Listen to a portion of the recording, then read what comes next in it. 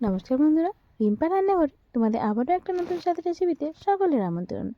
যদি রান্নাটা ভালো লাগে লাইক করো, সাবস্ক্রাইব করো আর প্লিজ আমার সাথে থেকো। দেখো, আজকে আমি চিকেন মাঞ্চুরিয়ান বানাবো। চলো এটা কীভাবে বানাই দেখে নেওয়া যাক। তার জন্য আমি এখানে বোনলেস চিকেন নিয়ে নিয়েছি।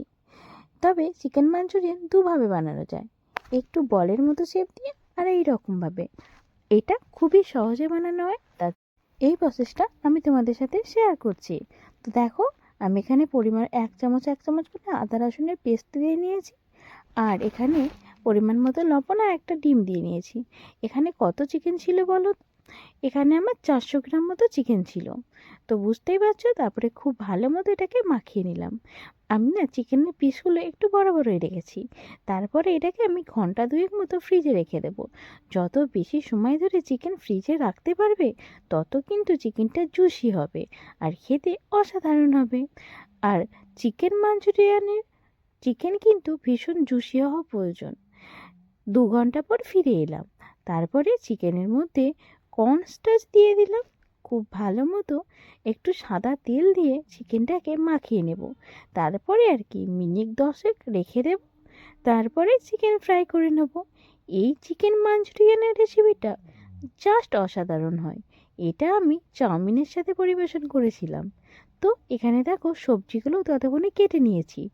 এই যে ক্যাপসিকাম লাগবে, পেঁয়াজ কুচি লাগবে, আদা আর রসুন কুচি লাগবে। এখানে পেঁয়াজ পাতা লাগবে, ধনে পাতা লাগবে, কাঁচা লঙ্কাও লাগবে। তো তারপরে দেখো, তেল গরম করে নিয়েছি। তেলটা যখন গরম হয়ে গেছে চিকেনগুলোকে দিয়ে নিলাম। এখানে কিন্তু আমি কোনো ভিনিগার ব্যবহার করিনি।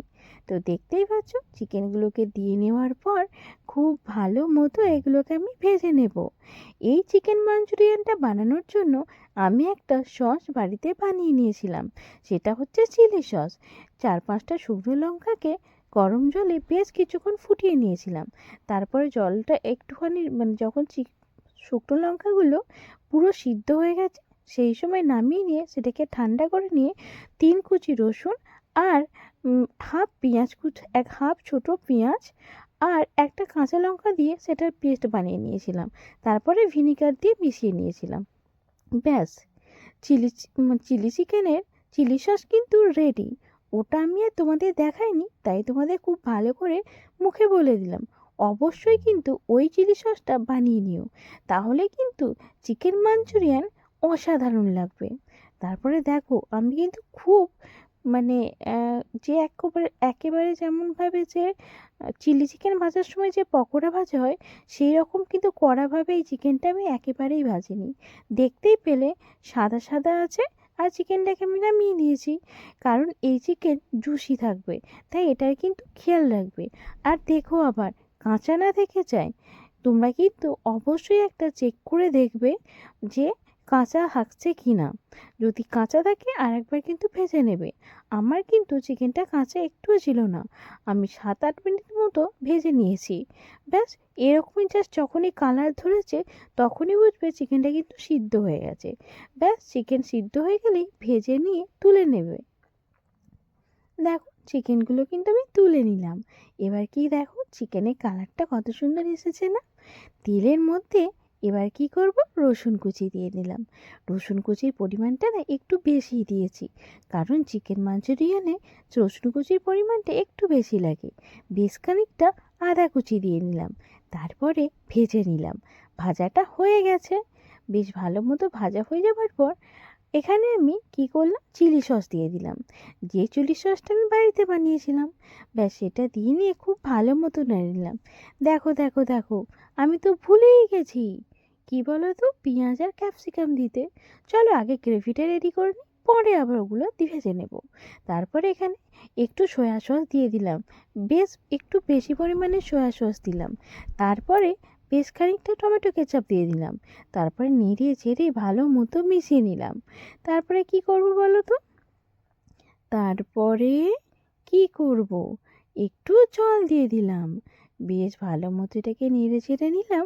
গ্রেভি রেডি, নামিয়ে নিয়েছি। এবার কড়ার মধ্যে তেল দিয়ে দিলাম একটুখানি। তারপরে পেঁয়াজ কুচি দিয়ে নিলাম আর ক্যাপসিকাম কুচি দিয়ে নিলাম। পেঁয়াজ আর ক্যাপসিকাম কুচিটা ছোট্ট ছোট্ট করে কেটে নিয়েছি। পেঁয়াজ পাতার যে পেঁয়াজটা ছিল সেটাকেও এখানে দিয়ে নিলাম। তারপরে একটু নেড়ে চেড়ে নিলাম। নেড়ে চেড়ে নিয়েছি, দিয়ে যখন দেখবো একটু ভাজা ভাজা হয়েছে তখন এবার গ্রেভিটা ঢেলে দেব। কারণ মানে চাইনিজ খাবারে তো অবশ্যই এই যে কোনো কিছুর কালার যাতে নষ্ট না হয় এটা কিন্তু দেখতে হবে। তবে আমি যতদূর শুনেছি যে চাইনিজ খাবার বলতে চায়নাতে কিন্তু চিকেন মাঞ্চুরিয়ান কখনো পাওয়া যায় না। তো যাই হোক, বাদ দাও। তো তারপরে দেখো খুব ভালো মতো গ্রেভিটা আমি কিন্তু রেডি করে নিয়েছি।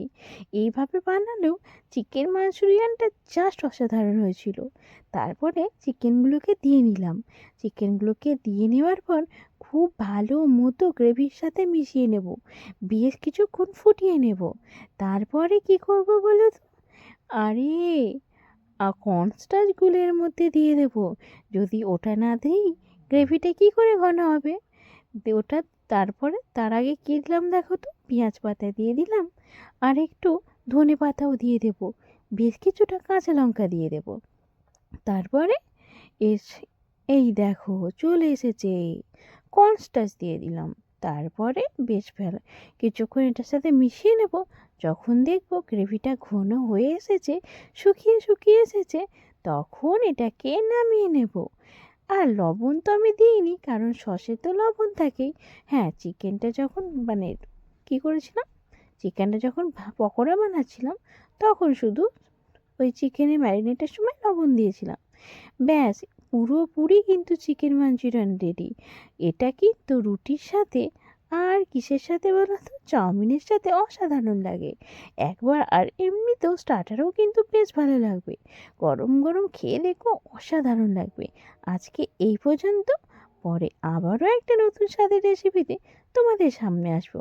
আমার প্রত্যেক বন্ধুকে অসংখ্য অসংখ্য ধন্যবাদ। আমি কথা দিলাম কেউ যদি আমার পাশে থাকো অবশ্যই আমি তার পাশে থাকবো।